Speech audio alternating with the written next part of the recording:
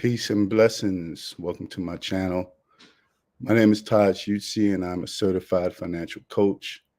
I am also the founder of TRU Financial Coaching, where our mission here is to educate, enlighten, and equip individuals with the financial literacy that is necessary to get off the rat wheel. What is the rat wheel? The rat wheel is when one is constantly financing things that go down in value for them, but up in value for the banks. And the wheel is only powered as long as the rat keeps moving. So when one is constantly financing depreciating objects, then they keep that wheel going. It's not until when one wakes up, realizes that they're the rat that's powering the wheel, and then they begin to do the things that it takes in order to get off the rat wheel. Then they become free to do what they want when they want instead of having to do the things that they don't want.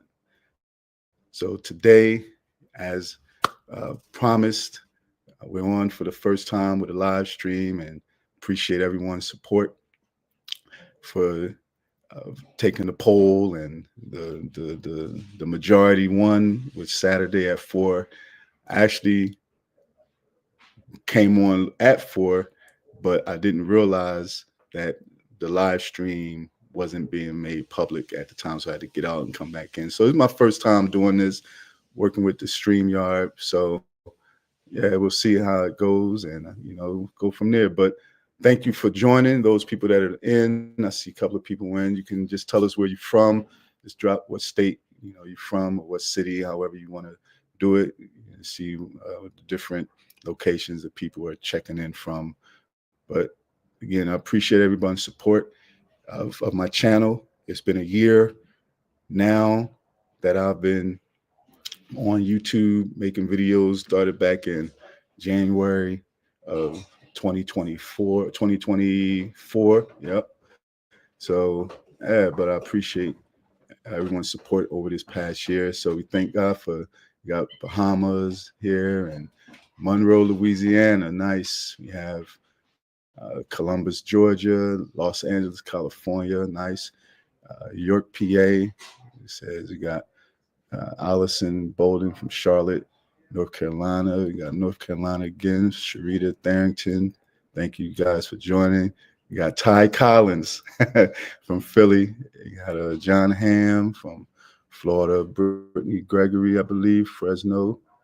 Rose R from Philly. Greg W from Philly. A lot of thank you again. California, Nelson Douglas, Kizzy Lockhart. Letitia Kali from Bahamas again. Thank you. So again, I appreciate everybody's support coming on and supporting my channel. We got Newcastle, Delaware, Gulfport, Mississippi. Sandy Young from Chicago, Illinois. So again, thank everybody for your support of my channel. I'm just trying to help people. That's my objective. I'm trying to help people because everybody need help, especially with finances. As you know, I share my story in other videos, but I know what it's like living from paycheck to paycheck. As a school teacher, I was living from paycheck to paycheck for years. One not making ends meet, trying to figure out what's going on. Like, why am I getting all these pay raises? And nothing's happening. I'm still in the same boat. But like I said, it wasn't until COVID where I had time to detach or unplug from the matrix and had some time to think, get my head clear, and then start doing some research about debt. And came across Dave Ramsey. Dave Ramsey, he's an American talk show host on personal finances, and a lot of things he said, it made sense to me. So I went a little deeper into some of the things he began teaching, and then I began to just apply his principles to my financial life. And then 4 years later, I'm free from that paycheck to paycheck consumer mindset and just wondering why I can't get ahead. So Like I said in the last video that I made, you got to be all in. You can go all in and do what it takes to be free. And it's not a it's not a quick fix. It's something that's going to take time. But when one is determined and they have that mind to do it, you'll see the progress, and you just stick with it, be consistent, and be disciplined. But again, thank you everyone for joining. Like I said, today I wanted to go. They'll talk about a little bit of credit repair and building your credit, because we see a lot of comments in some of the videos, and sometimes the people will ask, how do I build my credit? How do I repair my credit? And it's real simple with the building of the credit, right? Or repairing the credit. It's really, really simple. The best way to repair your credit or build your credit, if you have bad credit, is to just pay off your debt. A lot of times people will try to go through different credit repair companies, credit repair agencies. And if that's what you want to do, there's nothing wrong with that. But just do your research, because a lot of times these credit repair companies, they just do a lot of things that you can do on your own. They'll write letters to dispute any information that may not be accurate. And that's something you can do on your own, just do the research. But they'll charge you a fee. It's usually a subscription. It can be anywhere from $80 to like $150. And I know this because I did it years ago. All right. I see Codell Dorsey, greetings. Greetings, Allison Bolden, greetings. All right. But I did this years ago. I did it years ago when I was on that rat wheel. And I'm thinking that, all right, if I can get my credit score high, and I can be that'll help my financial situation. But like I said before, credit score is just a tool. It's just something that is used if you want to go into more debt.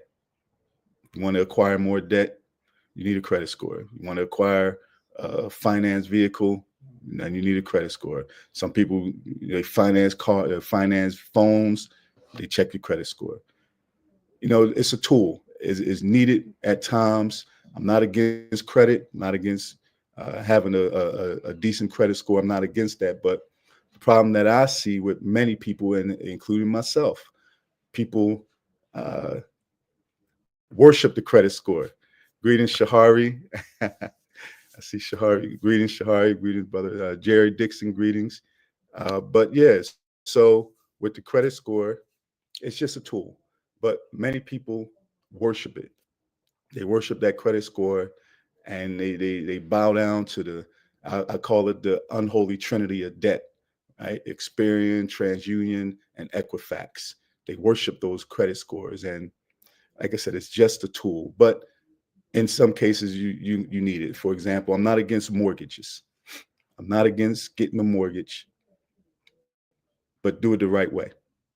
And if you need a mortgage, then if you choose to go that route of getting a mortgage, you need a mortgage, you're going to need a good credit score, a decent credit score.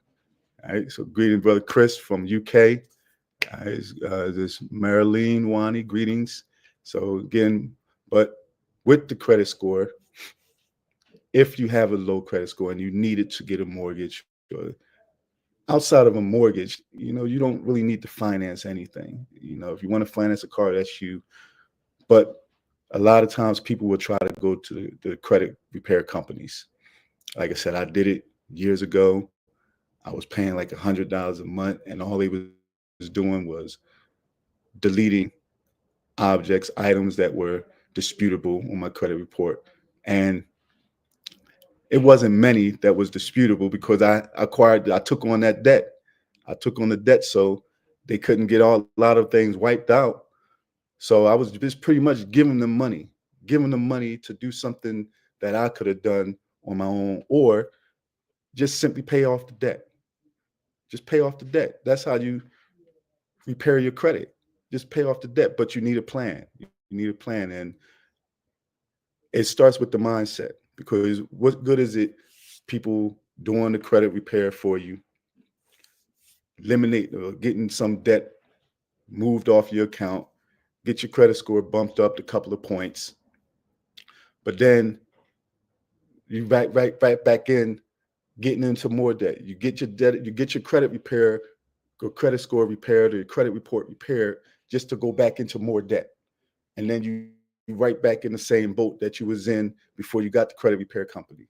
It just doesn't make sense. It doesn't make sense. But again, that's the program, right? That's the rat wheel. That's the cycle. Once you get off that mindset that you need a credit score, again, you don't need a credit score. It's a tool. You don't need it. You use it when you have need to do something, but it's not a necessity as the society makes it to be, to look out as. Is you got to have this good credit score. You got to have good credit score. Credit score doesn't show anything about your wealth. The credit score doesn't show how much money you got in your bank account, doesn't show how much money you have in investments, doesn't tell you anything about your net worth, right? And if your net worth is your assets minus your liabilities, just what you have and that you own minus your debt, right? The credit score doesn't show you anything about that. The credit score just shows you that you're good at paying back your debt, that you love debt. I call it a I love debt score. And that's what a credit score is. Just it's a I love debt score. So I love debt, so I need to get this credit score high so I can get more debt. It doesn't show you anything about wealth. So the best way to repair your credit is to pay off your debt. That's just that simple. But like I say, you need a plan, and that's what I help people do: create a plan, pay off your debt. And I'm telling you, once you see that debt going off, and you make your on-time payments, and things that you had in the past, pay that off, or things you have currently that you're financing, you keep those payments on time, you'll see your credit score improve.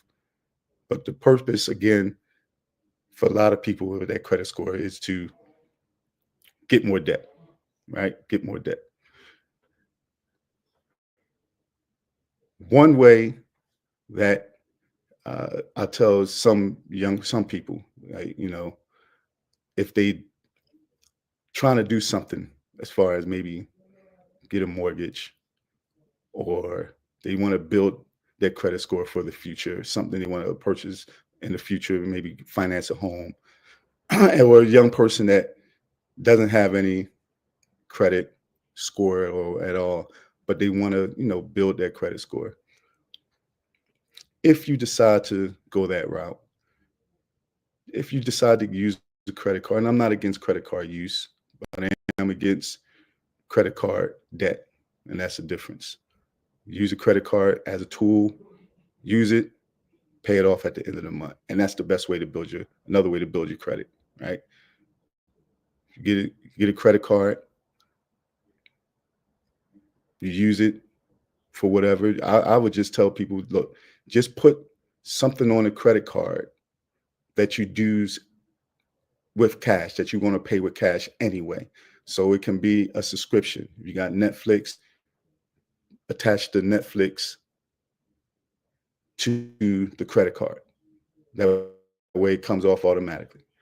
If you have, whatever, Hulu, something you use regularly that you're going to pay for anyway, just attach it to that credit card, and you're just going to pay it off at the end of the month. That way you don't acquire any interest. And again, what that does is it builds your credit, especially if you're a young person, you don't have any credit history, you want to establish some credit history, then you can go that route. Just do that. But again, a credit card is not free money.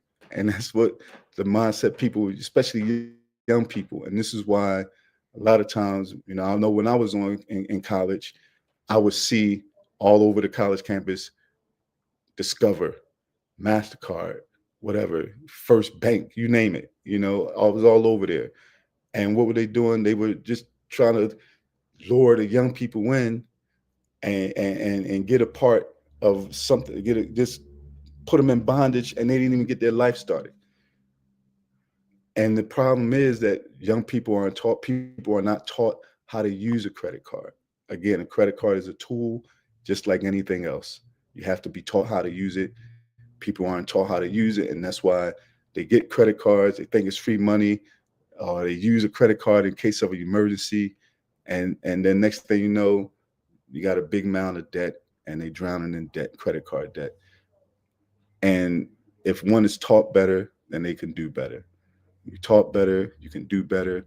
But if you're going to use a credit card, just pay it off at the end of the month, right? If you're a young person and you're trying to establish some credit history, and if you want to go that route, you got to get a credit card, and just put something on there that you're going to spend money on anyway. You're going to spend money on anyway. Otherwise, you're going to find yourself on that rat wheel. All right, so check out some of the comments. See again, some people came in. I think the last saw Chris from the UK. Thanks for coming on. Marlene Wani, greetings. Ruth from I'm saying that, Boca Raton, Florida. Greetings, Brother Joseph Hickman. With the current prices of homes and rents, do you think we will have a real estate crash? That's a good question. I mean, Ken, I don't know. I don't know. I mean, I read somewhere that the interest rates, now down, probably down under 7%, but I can't answer that. I don't know. I'm not sure. But I will say this. I mean, let me put this, let me show this. I'm going to say this, that with rent and with, the price of a mortgage, price of a home, a mortgage, if you get a mortgage, if you buy a house straight out, a lot of times people, when they either rent or get a mortgage, some of the people I dealt with, their rent or mortgage is almost, in some cases, 40 to 50% of what they taking home. Is what they, and as a result, that's why one of the reasons why they live in paycheck to paycheck.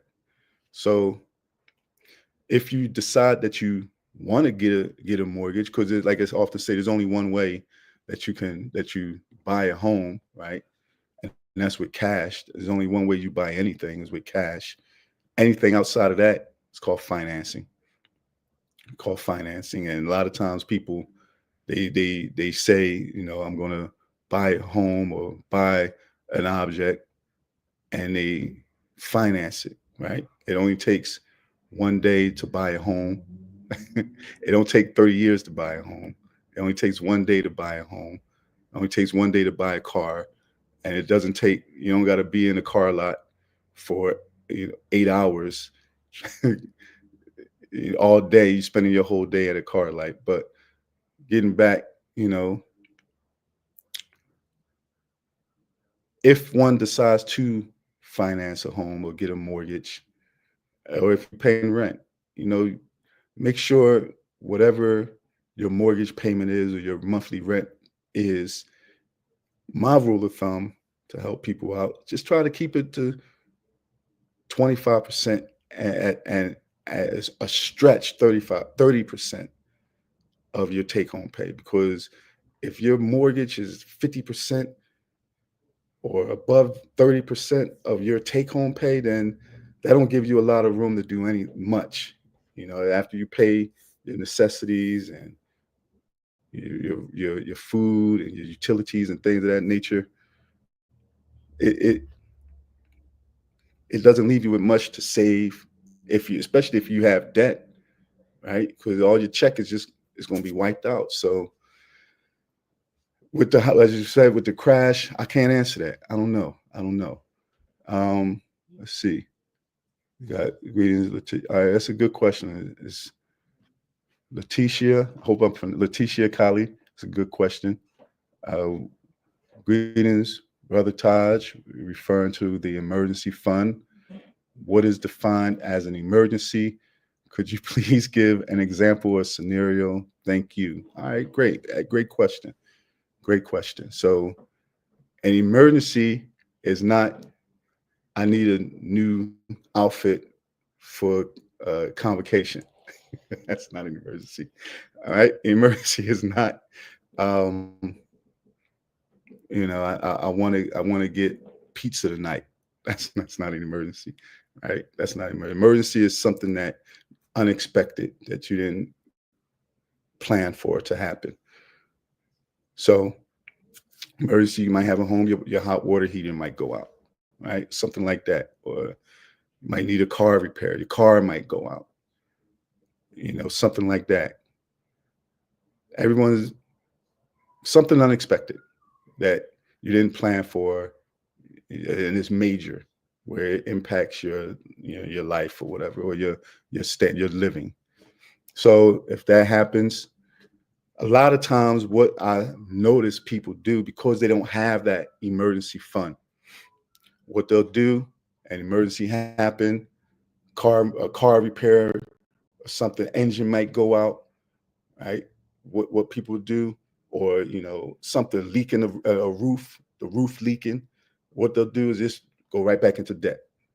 Go right back into debt. They use that credit card as their emergency, and then they don't have any money to pay that credit card off, and then just accruing interest, and going right back into debt. Whereas what I help people do, create your budget, look over your bank statements, try to see where you can cut back at, go from there, create your emergency fund. Usually I tell people, when you're just starting off, try to have, 1 month of your expenses. Just get 1 month of your expenses. So whatever your monthly expenses are, you add that up, just try to say that up as quick as possible, right? Once you get that saved up, then you can, pay off the debt. Once you pay off the debt, then you can build that emergency fund back up to, 3 to 6 months. But the emergency fund is important. It's very important, because, like I said, you don't know. Life happens. Life happens, and a lot of times when life happens, we go right back to debt to take care of that emergency. And again, that was me. That was me. And I remember when I first started my journey. And I saved up. I saved up my $1,000, and I felt good, because I'm telling you, at the time, this was what, 2020. So up until that moment, probably up until that time, I probably never really saved money. I had money, but I never saved money. So when I started and that was 80,000, 90,000, close to $90,000 a year. So that's what I'm saying. Income doesn't matter. You got $150,000 earners, 6-figure earners, broke, living paycheck to paycheck, don't have anything in savings. So income doesn't matter, right? Because again, like I said, when you're not taught, you only can do as much as you know. So, but when I was on my journey, I saved my money, that $1,000, and I'm telling you, as soon as I saved that $1,000, my car went out. The engine, I think it was I believe the engine. And it was like, man, I just saved this $1,000. And I said, but I had it, and I took it to the repair company. I took it to my mechanic, and he told me the cost was like $990 some dollars.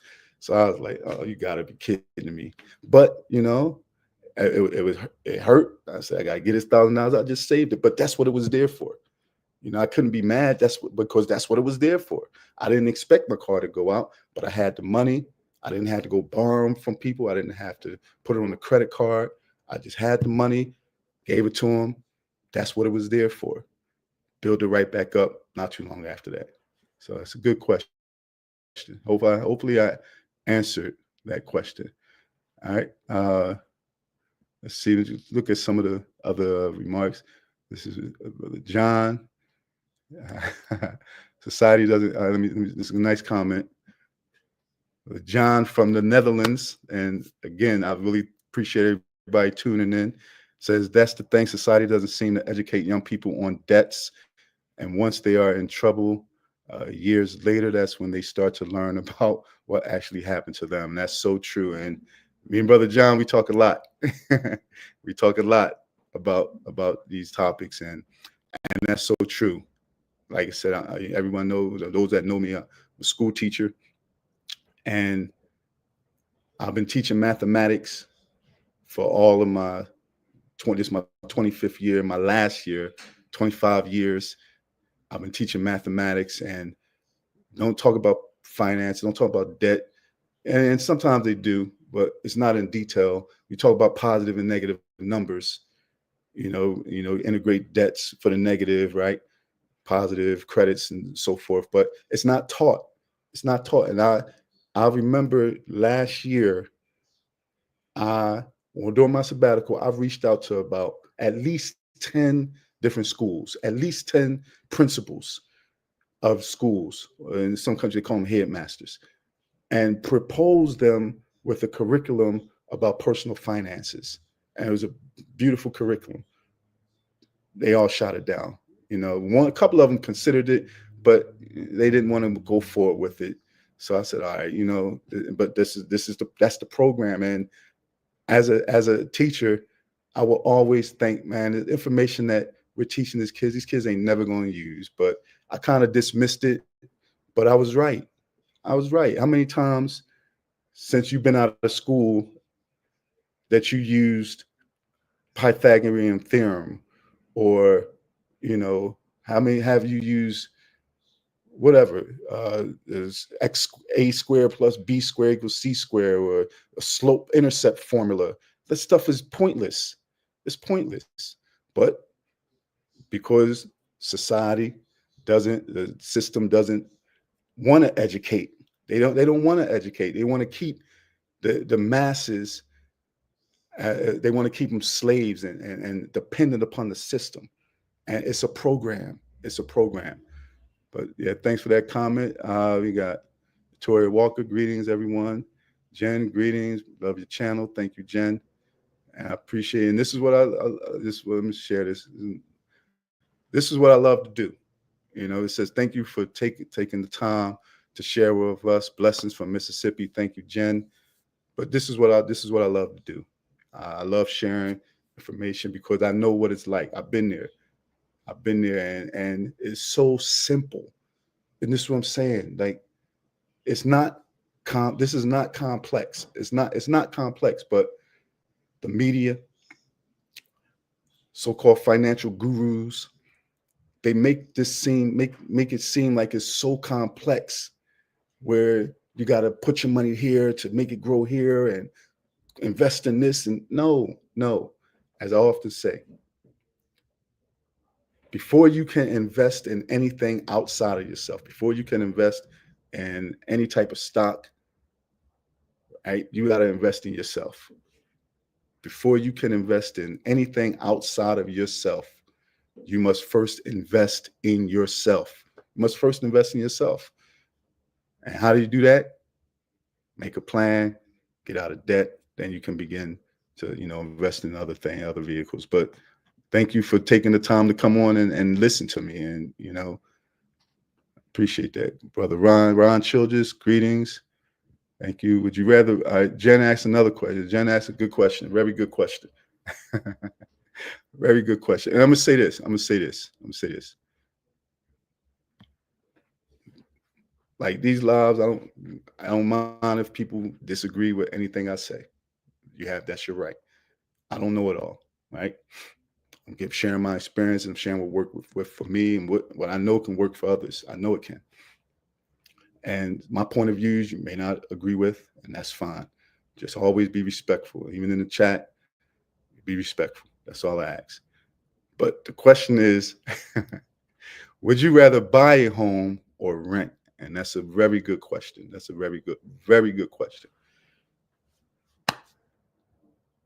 As I said before, I said it earlier in this live, I'm going to say it again. There's only one way to buy anything.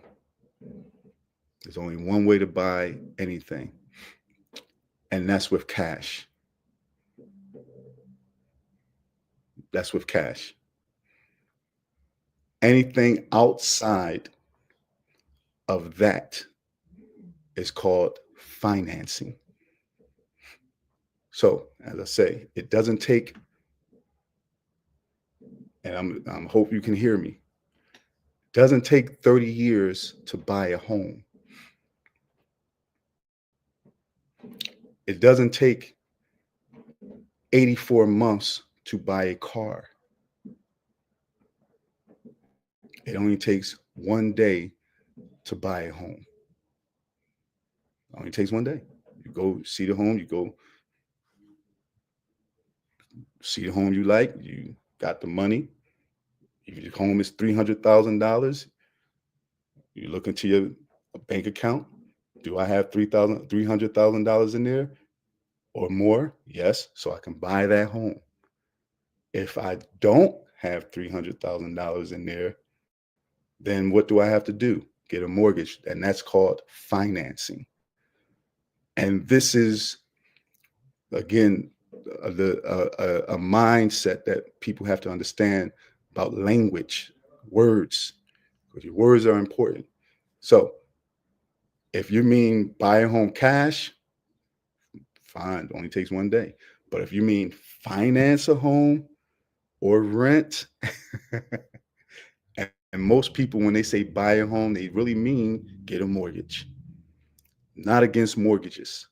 I am not against mortgages.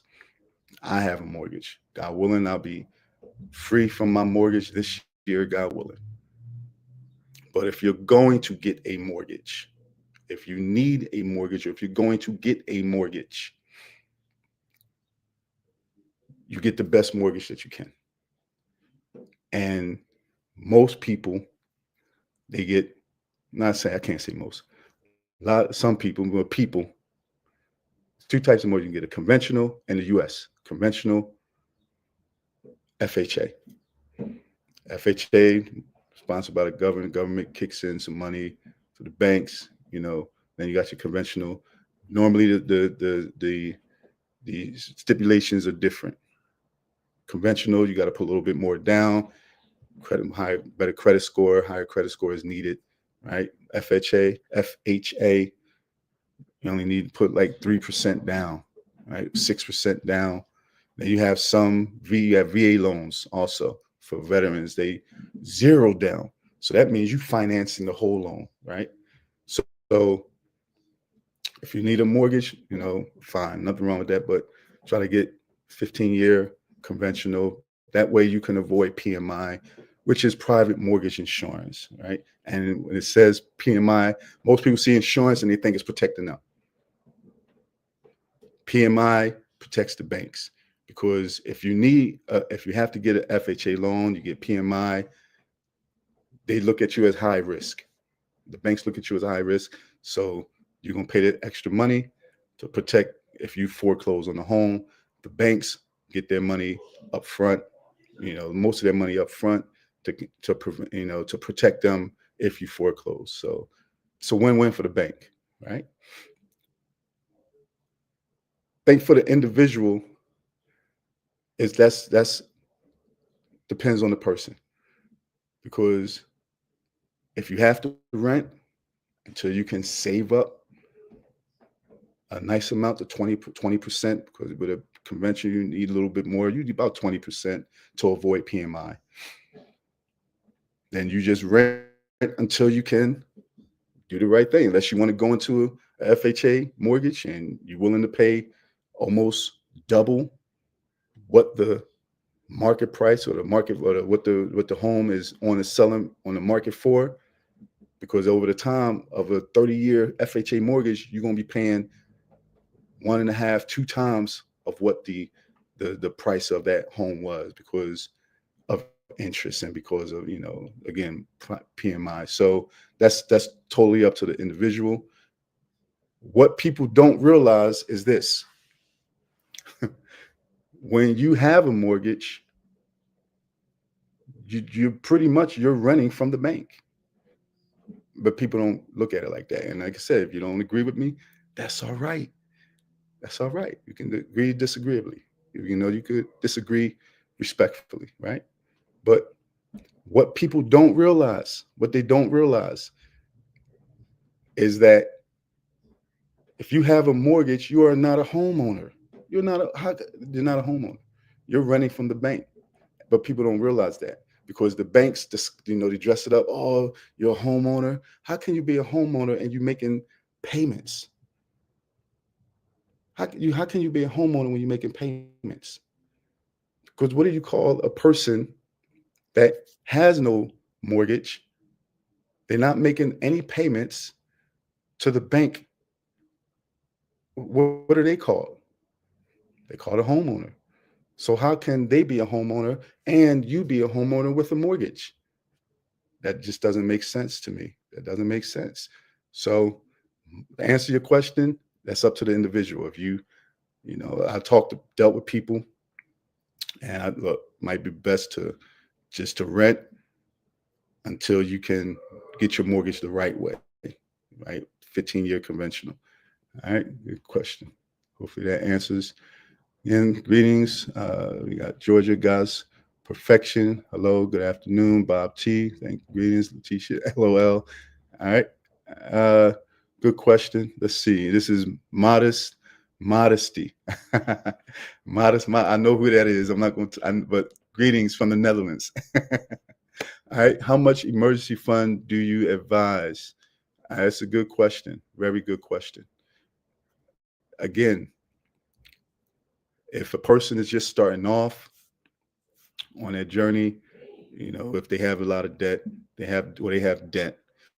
And what I teach, or what I, practice myself, start off your emergency fund with 1 month of your whatever your monthly expenses are, or 1 month of your net pay. It depends, but everybody may be different, So that's just the starter. But once you get that established, you pay off your debt, then you can build your emergency fund. Now, I'm going to say this also because that's a very good question. If you're going through the process after you get your start emergency fund of 1 month, and again, I know 1 month is not a lot to start, but it's just something to have a cushion on. And while you're paying off your debt, but then something happens that's bigger than that 1 month of emergency fund, then you stop paying off your debt. You just make the minimum payments, right? Because what I teach, use the debt snowball, make the minimum payments on all of your debts, and put all the extra money you put towards your smallest debt. But let's say something happens in the midst of you, after you establish your starter fund of that 1 month of expenses and you're making your payments on your debts. Now, something may come up that's bigger than that 1 month. Put a pause on your debt snowball, still make your minimum payments, and then you take all that extra money and then you put it towards whatever that emergency was. That way you don't got to go back into debt by getting credit cards or whatever. But then once you pay off your debt, then depending upon your household size, if you're single, I say lean more towards the 3 months of expenses because it's just you. But if you have a family, I'd say lean more towards the 6 months because you got more people to consider. But also, some people may say, look, I need a year worth of expenses, whatever fits you. I just give a rule of thumb, 3 to 6 months, but whatever, suits you. But a rule of thumb that I use is just 3 to 6 months. 3 to 6 months. All right. Very good question. All right. Sunlada Young. I hope I'm pronouncing that right. All right. Should I stop my 401k contributions and I'm committed? Please pray with me that Lord Jesus will bless me to acquire a part-time job if it's his will. Excellent. So for those that may not know, 401k in America is a retirement account. It's a retirement account, and it's used with pre-tax dollars, money that hasn't been taxed yet. So is with a job through your employer, and sometimes some employers offer a match. So it's just you contribute to it with your pre-tax dollars, then you can get lower your taxable income. So it's a good tool to build your retirement fund. But again, if you have a lot of debt, and it depends on the individual, every situation is different. But yeah, I did the same thing. I had stopped contributing to my retirement, and I actually, because it was during COVID, and you can take out without any penalty. And I did that and just paid down debt because you really think about it, for me, that money didn't exist because I had all this debt. My debt was greater than the little bit of money that I had in my 401k. And that's another thing. This is why people, it's just a mathematics. There's steps, right? The order of operations. If in America, we call it PEMDAS. Please excuse my dear Aunt Sally. You go in order, right? Parentheses, exponents, multiplication, division, addition, subtraction. You go in order, get the right answer. And a lot of times people, they go out of order when it comes to their finances. They want to invest first, and then they wondering why I'm still struggling. I'm investing and I'm still struggling. So go in order. Create a budget, build that emergency fund, pay off your debt. Then you can begin to save again for your emergency fund. Then you can begin to invest, and you'll see you'll have a lot more money and to be able to invest. So because I found myself going out of order, I found myself constantly. I'm telling you, man, I found myself. This was before I started my journey. I would find myself dipping into we got a 403b as a teacher nonprofit, but I would find myself constantly going into my 403b, pulling out money. And it was why? Because I didn't follow the order. So that's good. Thank you. All right. What would you recommend? All right. Let's see. This is from, I hope I'm pronouncing this right. Ione, or Lonnie. Is that an I or L? Lonnie Davenport. All right. I'm hoping it's an L. All right. What would you recommend for late starters? Someone wasn't financially responsible in their younger years. Excellent question. I'm gonna say this: it's never too late to start. First of all, it's never too late to start. Never too late to start. I'm 48 years old, so I'll be 49, God willing, in August. So again, I started my journey.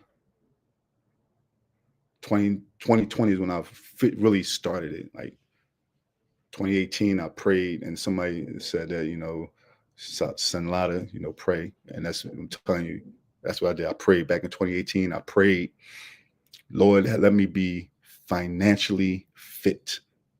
That was my prayer. Let me be fine, along with some other things, but let me be financially fit. That was my prayer back in 2018.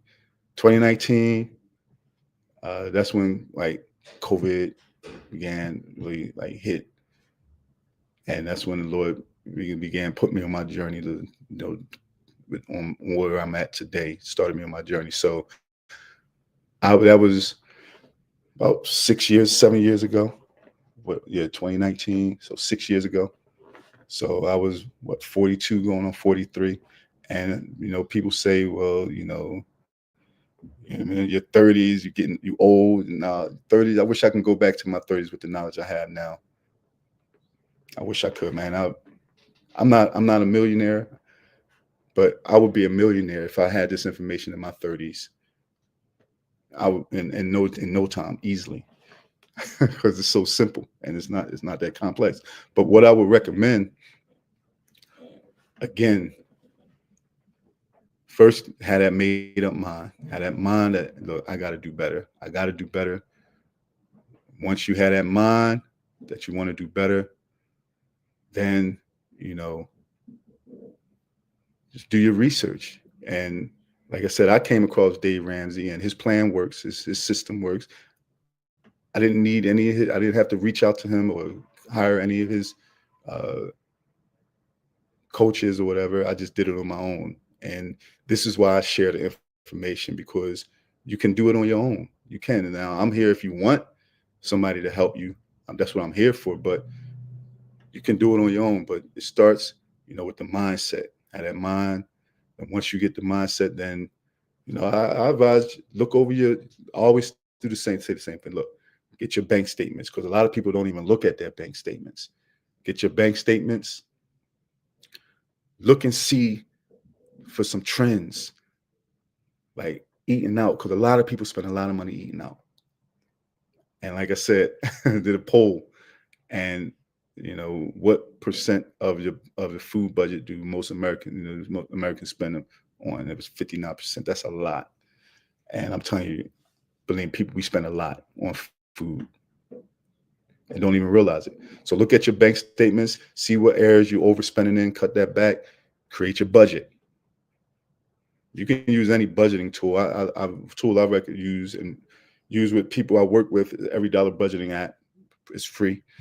They might ask you to pay, but you don't have to. It's free. Create your budget, get your savings account, pay off your debt using the debt snowball. Once you eliminate your debt, then that's all money just yours now. You can save, you can invest, and then I'm telling you, it doesn't take and it doesn't take. Life is not expensive. Life is not expensive. We make it expensive because we finance things. So if you're older and you're a late starter, it's never too late to start. But if you have debt, you want to eliminate the debt. And again, it depends on your age and where you are, because I would give different advice, because I don't believe it's a one size fits all. Like Dave Ramsey, he has his steps, and he's like locked in, like with like you cannot go from there. But again, everyone's situation is different, so I would advise people differently based upon their situation on like what to do with, if they are, especially if they're a late starter. Yeah, but that's a good question. Thank you. All right, Kali Bull, greetings. Kali Boy, beg your pardon, 242. Soul Sister, greetings. Sister Claire, greetings. All right. All right, Shahari Branch, Shahari. And she puts a good question. Hey, Brother Taj, once you have your emergency fund save up, do you still put money into the account while paying off debt, saving up the emergency fund and paying off debt at the same time? That's a very, very good question. Very good question. And the Shahari Branch, thank you. All right.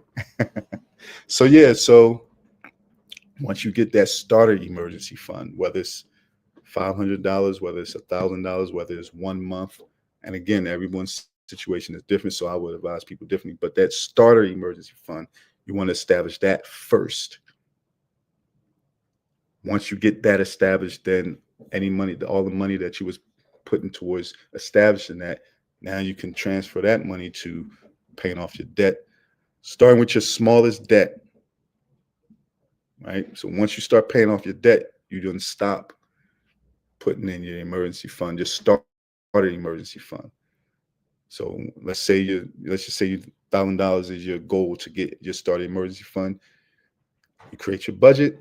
You see where you got money to free up to start saving for that $1,000. It shouldn't take you long, about 1-2 months to save that, and it shouldn't take long to get that first starter emergency fund.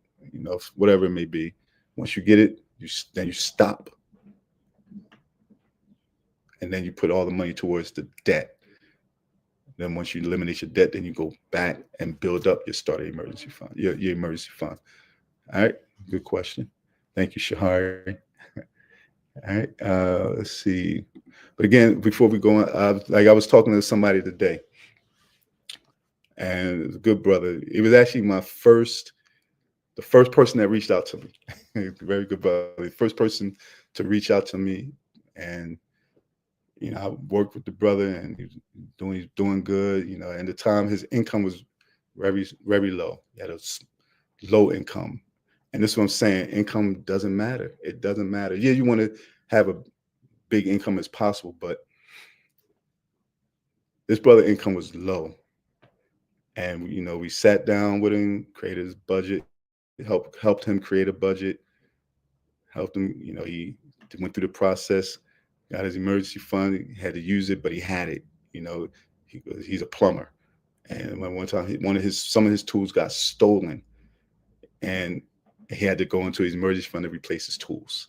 And I told him, look, that's what it's there for. Don't, no, that's all right. That's what it's there for, because you need your tools. That's how you get your income. So, but I talked to him today, and it's been like since May. I think he reached back to me out in May of last year. But now he has his emergency fund. He can't even believe, like, wow, I got this amount of money saved. And it was just simply creating a budget, and eliminated debt. He eliminated some of his. They still got some debt to go, but he was just so thankful because he never thought he could get to that point of just having what he has in his account. And I told him, look, just stick with it. Just stick with it. And that's what I said. Once you have that mindset and you go all in, and he was saying how the Lord has been blessing him to get more income. And that's how it works. That's how it works. Once you make up in your mind that you all in and you're going to do this, it's going to be some tests in the beginning. Like I said, that I saved my $1,000 up, like boom, and then right away I had to put it all towards that car repair. But I believe that was a test to see if I was going to stay with it. Stayed with it, kept on going, and then the Lord will open doors for you. I'm telling you, you just be faithful. Just be faithful. All right. Uh, oh, thank you, Monica. Thank you for the super sticker. I appreciate that, Monica. Thank you very much. All right. Thank you. All right. Let's see. But these are good. Greetings. This is from Davion Clark. Greetings. God bless you. We in Jamaica. This is Georgia. Georgia's got perfection. Great. We in Jamaica engaged in a partner plan where a set amount of all right. So I think all right. So let me see. Let me read this because let me see if this is the same thing. So we in Jamaica engaged in a partner plan where a set amount of people will throw, for example, $1,000 per hand per week, and the draw per hand is $100,000 or more. You can throw in any amount of hand. So I forget. Well, I think they call that like a susu, so type of thing. I think we had some people were doing that here. Oh man, I'll be careful with that. I mean, if it's working for you, praise God. But I'm gonna be careful with that. I mean, I'll be careful with that. But if it's been working for you, because I heard of cases where people didn't, they took the money or whatever and it didn't work. I heard some cases didn't work out too well. But that may be one in a few. But all right, that works for you. But yeah. All right. Is it wise to file Chapter 7 with under 401k? That's X 40k of debt. Excellent. Excellent. Excellent question. And I'm glad it's funny because I was thinking about that recently. I was thinking about that. So, uh, yeah, that's a good question. It's from Rose R. Rose R. So, bankruptcy. I'm gonna say this because a lot of people look at bankruptcy as something that is a negative thing, but again, it's a tool. I'm gonna say it's a tool. All right. You got different for personal. You got chapter 7 and chapter 13, right? And if I'm correct, let me just make sure, right? Because chapter 7, I just want to make sure, right? If I'm correct, and if because I get them confused sometimes. So let me see. I believe chapter 7 is when uh, you keep your. No, I believe you keep the assets, right? I'm pretty sure that's it, right? Look, I always get them confused. I'm pretty sure chapter 7 is when you keep the assets. I believe, if I'm correct. But let me just look that up real quick. Yeah, let me look it up because what I would say this.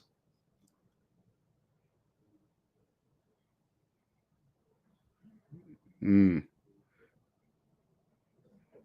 you can't make independent business. All right. Right. So chapter 7 is when you lose the assets. Right. It wipes out the car loans, mortgage payments, car loans, whatever, right?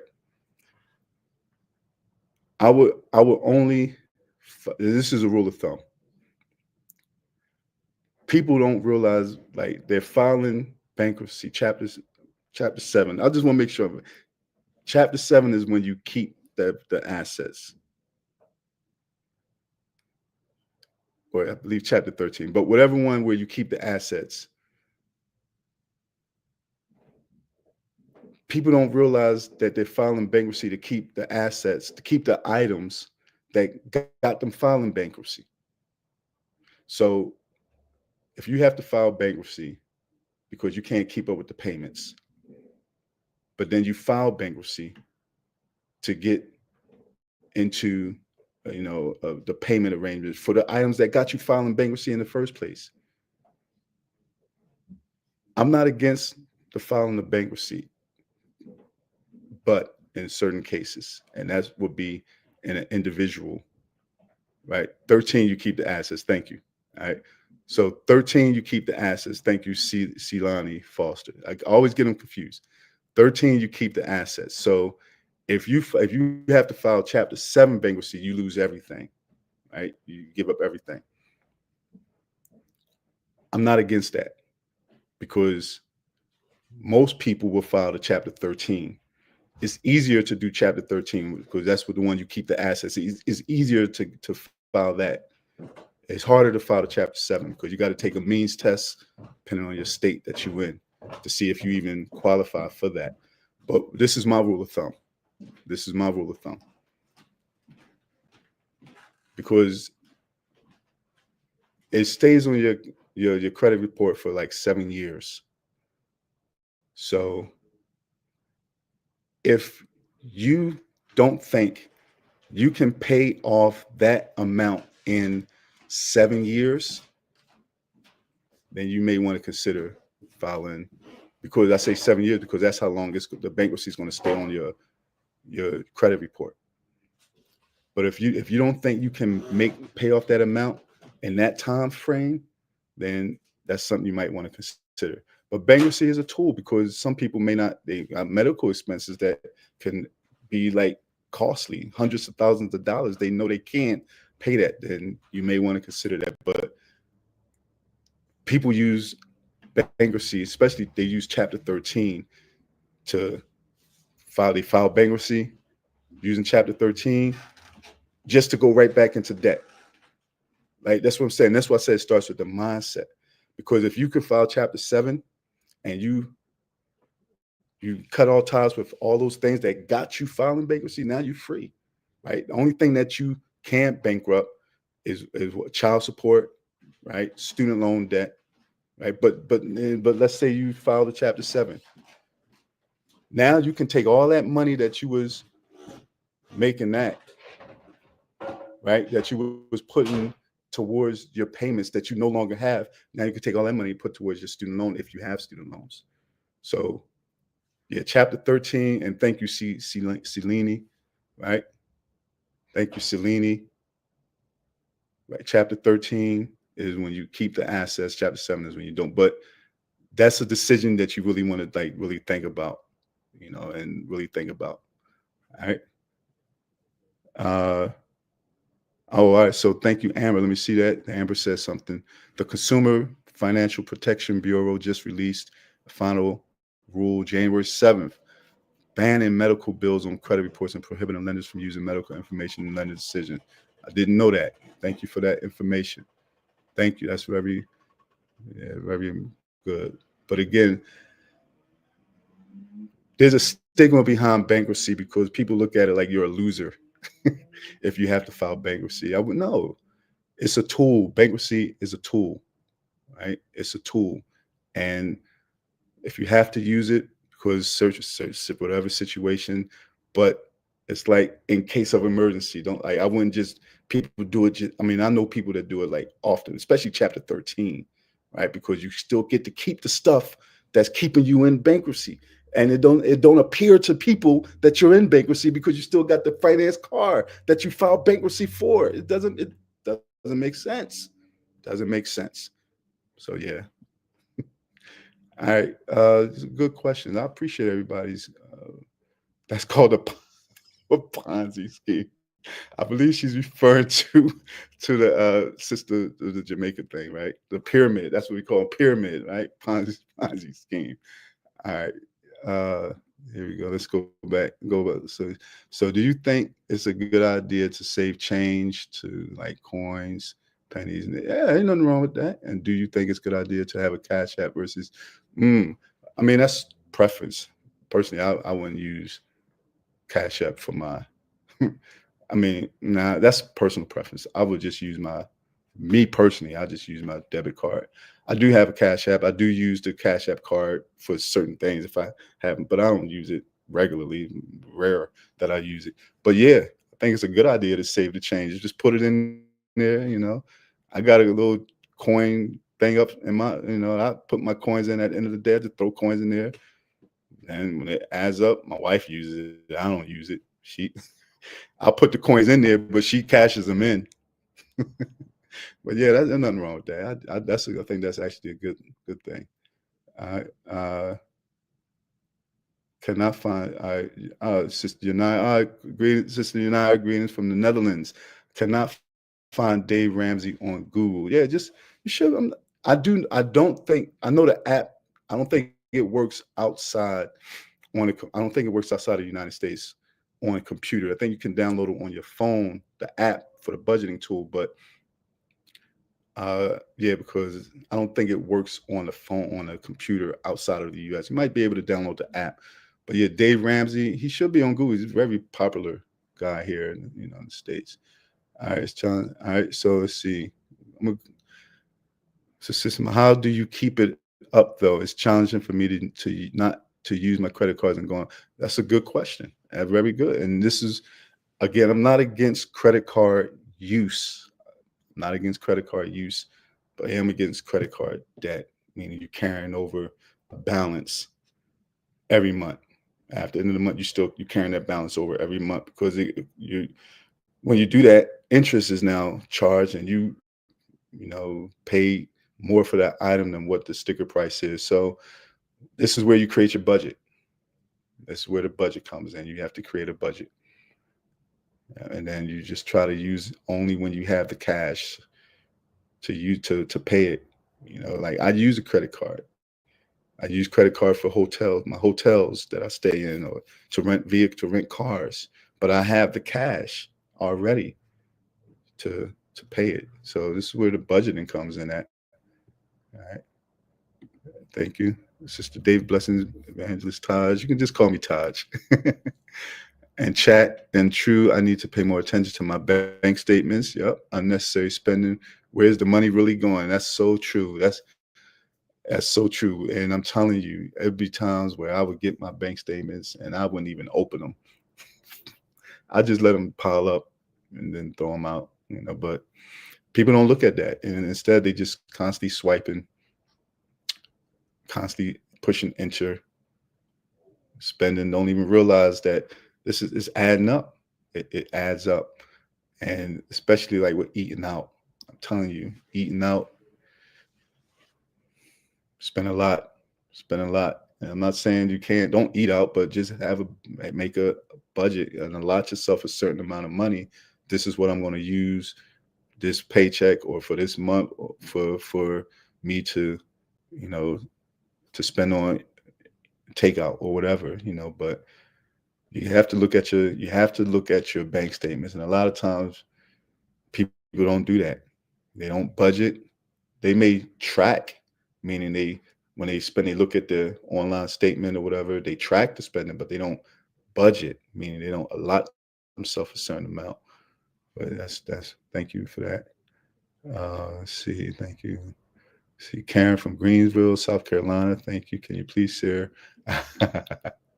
This is Jesus is God. Can you please share some information on investing for beginners? All right, that's a good question. That's a good question. First, if you have debt, don't even think about investing in the stock market. Not yet. Don't even think about that.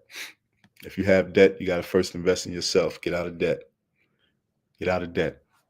Right? And it depends on how much debt you have, because some people, like I said, Dave Ramsey, you got to can't. Some people say you can't invest while you have debt. That depends. It depends. But the different accounts, I was definitely, if you are debt free or if you don't have a lot of debt and you want to think about investing, nothing wrong with that. Me personally, I have a Roth account, where you use post-tax dollars, I mean that money that has already been taxed, and it grows tax-free. So then when you pull the money out, there are some rules that a certain amount of years you have to have the account open for. I did a video on that, but yeah, so I use that. And personally, I don't invest in individual stocks. Nothing wrong with that if you choose to. But I usually use like ETFs, which are exchange traded funds. And the way I try to typically explain it is, if you look at a stock as like one store or one business you're investing in, whereas an ETF would be like the mall, right? It's compiled of different stores. So you can do like ETF. You get different types of ETFs that, some that follow the whole S&P 500, different businesses, different companies. So that's just what I do. But if you don't have any debt, or you have little debt and you want to invest, just do your research. I don't give stock tips, but I do educate people on and how to, like, the different types of investment accounts that you can use. Even with that, I do an order. I always do my tax advantage accounts. Like I said, for me, just the Roth. And then after that, once I max that out, because it's a cap on how much you can put in a year, then I go to, like a brokerage account. So yeah. All right, great. That's a good question though. This is from Natasha. Greetings. When you decide to start saving money, what is the best way or advice that you can give to stop spending money on to build that saving fund? Yep. So again, create the budget. That's the best. You got to create the budget, because the budget is your foundation. Without the budget, you're just going to be spending. You're just going to be spending. So create the budget that frees up some money, where you tell your money where to go. And that's the thing with budget. A lot of people look at a budget as a restriction. Nope. You're just organizing your finances, giving them a job. And like I said, once I started budgeting, game over. Right? That was a game changer. I'm serious. And it's something so simple. Once I started budgeting, it was man, I'm telling you. Because the thing is, this is why I say look at your bank statements, because some things just always going to be the same. Rent, utilities, whatever. It's just always going to be the same. And once you create that budget, and after a couple of months, you get used to it, because it's always the same. And then some other things might pop up, birthdays or trips or things of that nature, but everything's pretty much going to be the same. And you'll see, it's like when you budget, it was like, I'm gonna be real with me and people I talk to, also people I work with. Once you sit down and create that budget, and you look over your bank statements, you create your budget, and you give every dollar a job, and you see what you have left, it's like, did I forget something? Like, how I got that much money left? Like, I've been living paycheck to paycheck, not having nothing left at the end of the month. But all of a sudden now I got $500 left. Like, did I forget something? No, the money was always there. It was always there. It's like you gave yourself a raise, because now you organizing your money. You're organizing it. So the budget, that's the key, and that'll help you, and not necessarily stop spending money. It's just gives you some order, some organization. Yeah. So think that's a good question. All right. Excellent. Let's see. All right. So maybe in the U.S. culture and context is all right. All right. I'm gonna say, and this is what I'm saying. All right. No, maybe in the U.S. culture and context, right? And this is what I'm saying exactly. Tight knit communities, and this is what I'm saying. If it works for you, because I know some communities do that. Like, I know I had a brother. I think he's from like Puerto Rico, a Dominican Republic, and they do that, and that's something that's cultural. In the U.S., it's different, and this is what I'm saying. We can't look at it from one point of view, one perspective, right? So if that works for you, like I said, if it works for you, then that's good. And that's brother Douglas, right? So yeah, if it works, it works. It's not. I wouldn't say it's a Ponzi scheme, because again, in tight knit communities where the people trust each other, that might work for them. It might work for them. So thank you, brother, for saying that. All right. Let's see. 13, keep your assets. That's again, yep. Chapter 13, you keep the assets. Again, but again, with bankruptcy, if that's what you decide, if you decide to go that route, first do your research. Ask yourself, can I pay off this debt in under 7 years? And if not, then it's something to consider. All right. Let's see, get it right. Thank you. Do you recommend saving for? Okay, that's a good one. Let's see, a couple of things. All right, this is from Sister Davis again. Do you think it's wise to get help from a debt collection protection agency help you pay off your debts? Good question. Yeah, you can pay off your own debt. You can pay off your own debt. You can. I teach people put your debts in order from smallest to largest.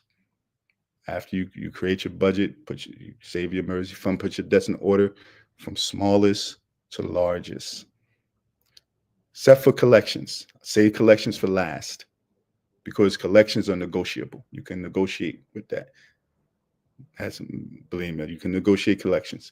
But all your debts, put them in order. Credit cards, student loans, whatever, car payments, with a car loan, whatever, mortgage. Once put it all in order, smallest to greatest. Pay off your smallest debt. While you're paying off all the debts, you make minimum payments on all your debts. The smallest debt, you pay making minimum, and any extra money you put towards that. So let's say your smallest debt may be $200. You're paying $20 a month. All the other debts, you put them in order. You pay the minimum payments on that. Any extra money you put in towards that smallest debt. So now let's say you got an extra $80 you can put towards that smallest debt. Now instead of $20, now you're paying $100.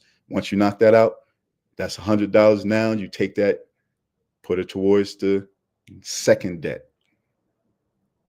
right? Because you was already paying $100 towards debt anyway. So you just take that $100 you put towards the first debt, put it towards the second debt, knock it out, and just keep rolling it over till you knock out all your debts, except for your mortgage. Then that's when I would say you can start maybe investing in saving, or investing, in retirement or whatever. But I wouldn't hire me personally. Yeah, debt. That's just me personally. I wouldn't do that. But yeah, and even with credit repair agencies, like I said earlier, credit repair aid companies, they just dispute inaccuracies on your credit report. So, do you recommend saving for a vehicle or leasing a vehicle? Also, should we ever buy brand new? That's totally buying brand new is a preference. That's up to you. That's up to you. But there's only one way to buy, and that's with cash. Anything outside of that is called financing.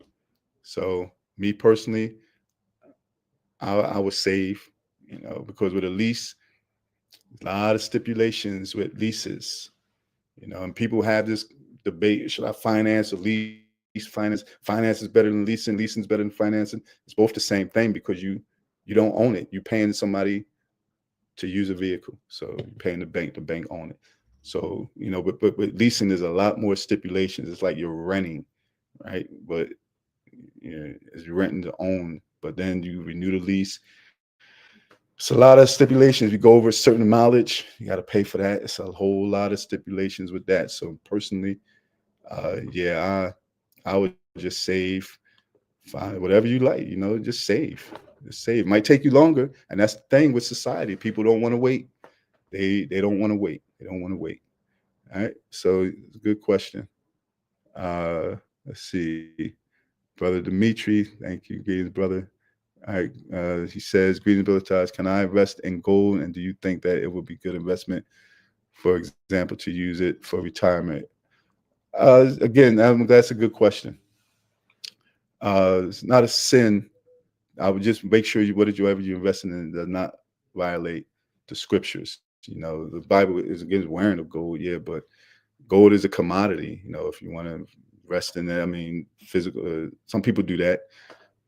That's what you choose to do. There's nothing wrong with that. Nothing wrong with that at all. All right. But again, if you are investing in stocks or anything, make sure that doesn't violate what the scriptures teach. So as somebody that's striving to live for God, you don't want to be investing in tobacco, cigarette companies, firearms. They call them sin stocks. So you don't want to be investing in that. All right. Uh, this is Kodo Family First Farm. Good evening, brother. Should a person put back the 1,000 first or debt snowball? Get your emergency fund first. Do that first, because what would have happened, and I've seen it. What will happen is you start paying off the debt first, then something happens, the emergency happens. You done paid off a credit card, right? Again, I'm not against credit card use, but let's say you paid off a credit card, you put it up, you're not using it no more, right? And then an emergency happened because you didn't have that emergency fund saved. Now you go right back to the credit card, find yourself back in debt. So do that. I would do that first. All right. Brother Neil, greetings from the UK. Greetings, brother. Thank you. So after I tracked, all right, this is from Courtney B. So after I tracked my last 3 months of spending through my bank statements, should I keep reviewing my bank statements monthly? Yes, I would. Yes, yes, yes, yes. So I say do the 3 months, right, when you first starting, because that way, if you never created a budget, but you're trying to get yourself, your finances organized, I say look at your 3 months, the last 3 months, because that gives you an idea of where you've been overspending at, what you can cut back on. And even after that, you should still look at your monthly statements, because there might be some charges on there that you didn't do, right? That you had no knowledge of. So definitely keep looking at your bank statements. All right. What can you do after you request validation of debt and it is not given? All right. This is from, all right. After you request validation of debt and it's not given, I would keep, I would keep doing it. I would keep reaching out to them, and then look at your credit report. You got to always, and another thing, look at your credit report. Don't worry about the credit score. And that's what I'm saying. People more concerned about the credit score. Look at the credit report. Credit score, again, is just an indicator, but your credit report says a lot about you. And that's what banks look at too. A lot of people think the banks just look at credit score. They're looking at your credit report. You got all these debts.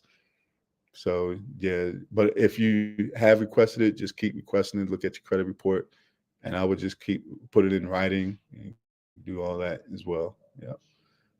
All right. Bitcoin. I don't mess with Bitcoin, only because it is, for me, it's just too volatile, right? Up and down, up and down, up and down. I don't mess with Bitcoin. If that's what you want to do, fine. But I don't. Me personally, I don't do it. Yeah, what you think if you don't have a credit card? Nothing wrong with that. Nothing wrong with not having a credit card. Nope. Is it a good thing or not? Nothing wrong. Again, nothing wrong with if you don't use a credit card. There's nothing wrong with that.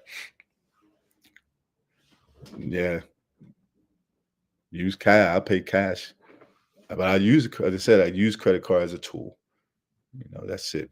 Only because, like I said, I noticed, like, when I was just using debit cards, if I went to like a hotel, it would take forever for them to like release the funds, or the charges that was made on my debit card. It'd take forever for my bank to, put the money back on.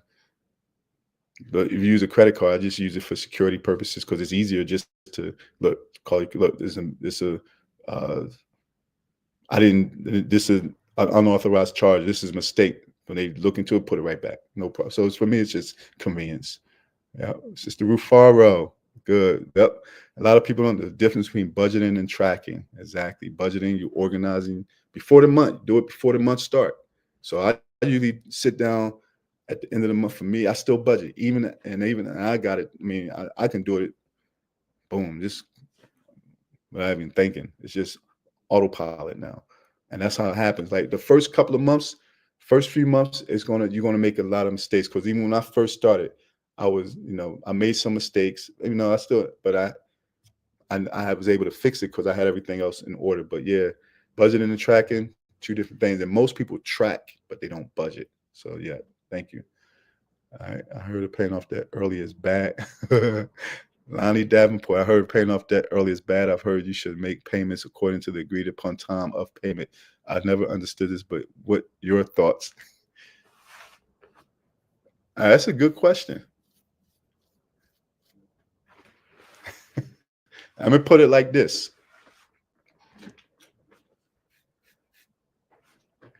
Would you rather be a slave or a prisoner for 7 years or 2 years?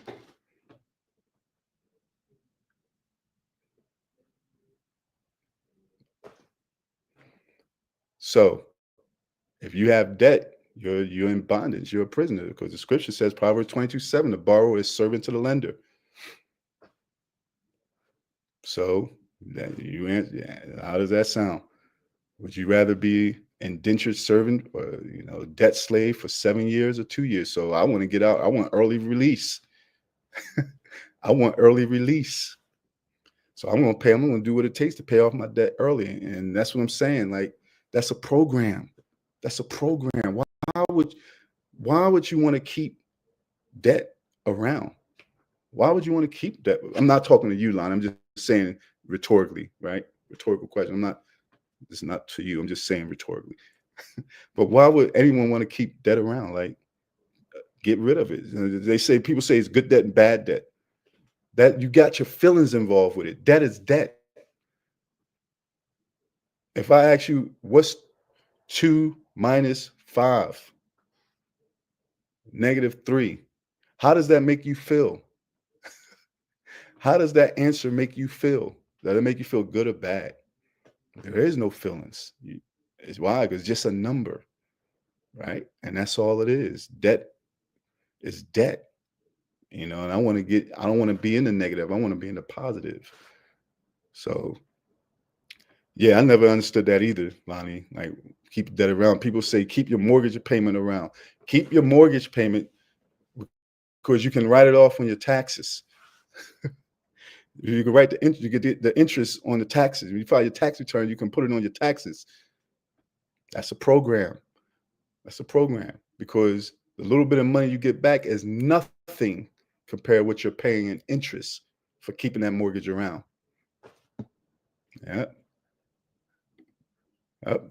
Thank you, Monica. Appreciate that. Thank you for that. Uh, thank you so much for your time and your knowledge. Thank you, Monica. Uh, yes, thank you. Thank you very much. I appreciate that. This is just information. I'm just sharing information. That's all I'm doing. And because I know people out here, I know what it's like. I've been there. So I'm just trying to help people share what God has blessed me to be able to do, and share others. And hopefully people can use it to uh, help them get themselves to where they want to go. All right. See, we got a couple more minutes, about 7 more minutes. I was trying to go no more than 90 minutes, but this has been good. Appreciate this. I really appreciate the interaction. I really do. Let's see. Banks are in business of making money. That is true. Yep. And that's what I'm saying, and that's another thing. That's a good comment, Rhonda. People say banks are evil. They say the banks are bad guys. I mean, they just in business of making money, but but if you're not educated, you're gonna fall right into that trap, And like I was saying, and that's what I said before, like people try to invest in things outside of themselves. And this was saying you got to invest in yourself first. Because when you say you want to invest in Bitcoin and you want to invest in stocks, but have you invested in yourself? Because if you haven't invested in yourself, those companies are investing in you. And that's what I said. Like when I was in college, credit card companies be all over the campus. What was they doing? Investing in the futures, and they were making investments in college students. You putting 18 years old, 19-year-old, 20-year-old young people, giving them a credit card. And some of these kids not working. They think that's free money. And they just spending. They don't have no information. And the parents and teaching them, there's no fault on the parents because they haven't been taught. So those companies are now investing in you because now they see, oh, okay, he's going to school for this. He's in college 4 years. She's in college 4 years. 4 years, she's gonna be making money. Now that's gonna keep keeping that rat wheel, keep that little rat on the rat wheel till they become a big rat, an aged rat, still running on the wheel. So they all about making money. Yeah, but banks are not evil. It's just a business. I wish I had known. I agree. I wish I had known that before I got all these credit cards. Will my credit go down if I pay the credit card and close that's something? It'll take a hit, but again, and what are you trying to use?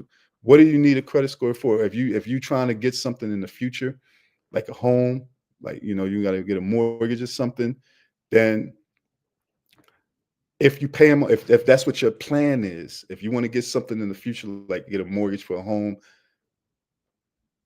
again, I deal with everybody on an individual basis. So, but I probably wouldn't just close it off. Just keep it open. Just don't use it, or use it for, like I said, put a subscription on there. That way, you're going to make that payment anyway, and just keep the credit card up. If you decide that you want to do something like that in the future, get a mortgage. But if you're not going to use credit in the future for anything, then really doesn't matter. Again, it's a tool. It's just a tool. Yeah, that's a good question. Pay more, pay early. Otherwise, that is so true. Yep, Amber. Oh, pay more, pay early. That is so true. They get more interest out of you. Yep. This is good. That was my dad saying. Dad's thing: pay cash or do without. I agree. Again, I'm not against credit cards, but I agree. I agree. And it's funny though, because I remember like being in high school, and I read my favorite books outside the Bible was the autobiography of Malcolm X, right? And Malcolm X, his father, he said, "Look, credit is the first step into debt, and debt puts you back into slavery." And that's what and I that saying stuck with me. Stuck always, and I read that when I'm in my teens, like 10th grade, in my teens, and that staying stuck with me, but I never didn't apply it. Didn't apply it. Got in college, that's when I started using credit cards. Like, man. So I agree. But it's nothing, you use credit cards, just make sure you have the money to pay it, at the end of the month. Oh, brother, Steve. Steve. I'm doing good, Steve. Good to see you on. Good to see you on, Steve.